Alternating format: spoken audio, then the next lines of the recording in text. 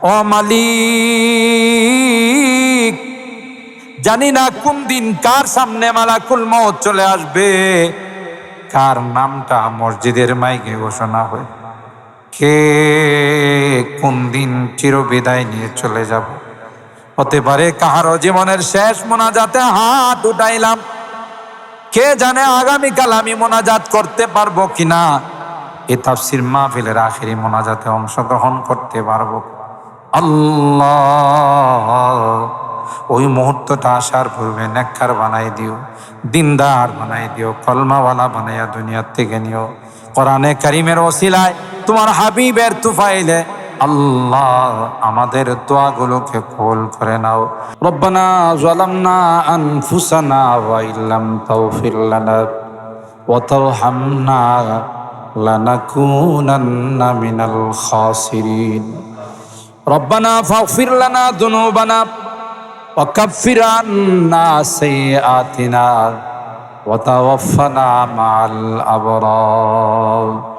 রব্বিরহামহুমা কামা রব্বায়ানি সগীরা। রব্বিরহামহুমা কামা রব্বায়ানি সগীরা। রব্বুল আলামিন আল্লাহ ঐতিহ্যবাহী এই খলাপাড়ার তাফসীর মাহফিলের দ্বিতীয় দিনে আল্লাহ কোরআনে কারীমের তাফসীর শোনার পর আমরা কিছু সংখ্যক গুনাহগার বান্দা গুনার বোঝা মাথায় নিয়ে আল্লাহ তোমার আদালতের কাঠগড়ায় দাঁড়াইয়া ভিক্ষুকের মতো দুইখানা হাত বাড়াইলাম। এ আল্লাহ, মেহেরবানি করে আমাদের গুনাহগুলোকে মাফ করে দাও।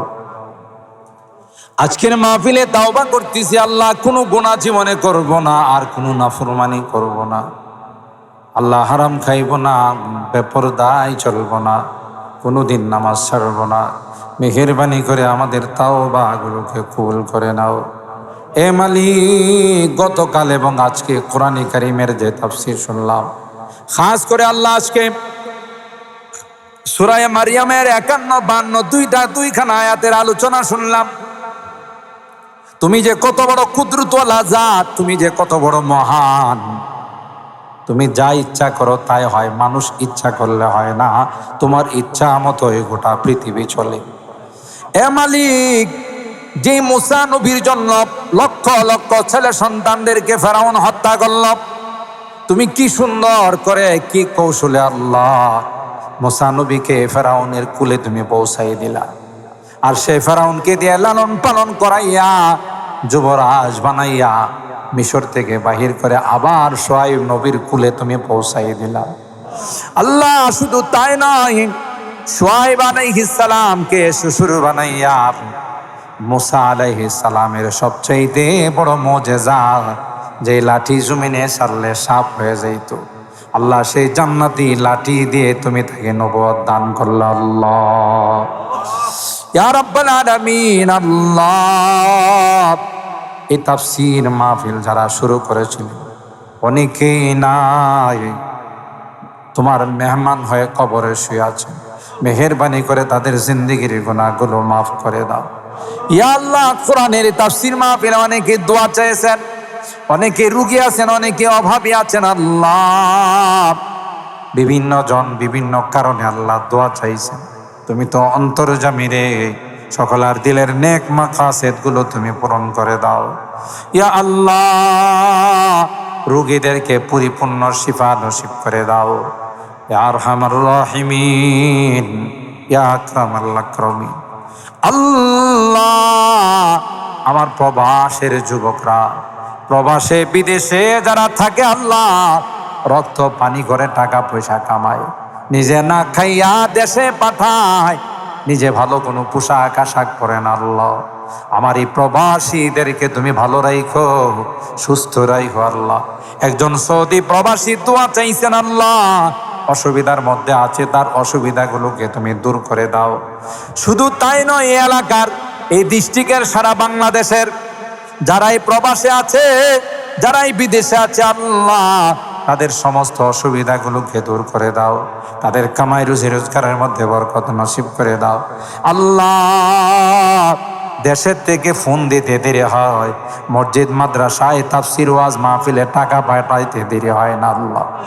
সবার আগে যারা সাড়া দেয়, সবার আগে যারা আল্লাহ মসজিদ মাদ্রাসায় মাহফিলে যারা সহযোগিতা করে, দান করে, এরা আর কেউ নয়, এরা আমার দেশের প্রবাসীরা, আমার দেশের বিদেশিরা আল্লাহ। তাদেরকে সহি সালামতে রাখো, তাদেরকে ভালো রাখো, অ্যাক্সিডেন্টের হাত থেকে হেফাজত করো আল্লাহ। আল্লাহ আবার সহি সালামতে আমাদের কুলে পৌঁছাই দিও আল্লাহ। ইয়া আল্লাহ, আমরা যারা হাত উঠাইছি রে, কার মা নাই, কার বাবা নাই, অনেকেরই মা বাবা আল্লাহ দীর্ঘদিন হয়ে গেছে, কবরে দাফন করে চলে আসছে আল্লাহ। বারবার মনে পড়লো তাদেরকে আর দেখার সুযোগ নাই, চিরবিদায় জানাই আর কবরে মাটি চাপা দিয়া চলে আসছি।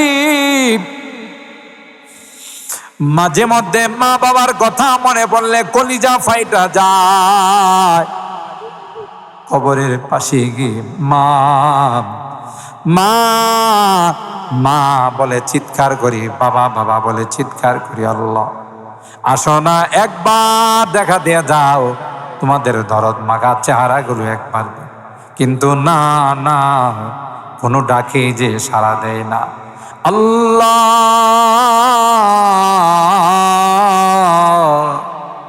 আল্লাহ, আমাদের মা বাবাকে মাফ করে দিও, তাদের কবরগুলো জান্নাতের বাগান বানাই দিও।